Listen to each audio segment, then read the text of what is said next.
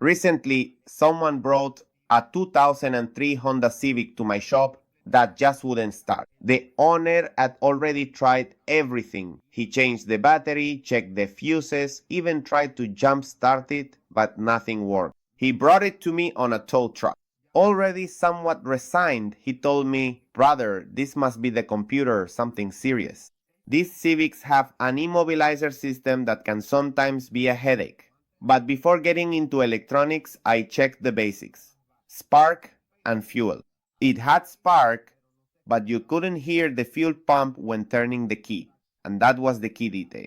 I got underneath, gently tapped the tank with a rubber mallet, old school style, and we tried again. And it started. That confirmed for me that the fuel pump was stuck. It wasn't completely dead, but it was no longer delivering consistent pressure. Sometimes it would start, sometimes it wouldn't. This is a super common failure in these models once they've got a lot of years on them. I recommended replacing the entire pump, not just the little motor, because otherwise the problem will just come back. He agreed, we got the part, I installed it, and the next day he messaged me. Now it starts on the first try.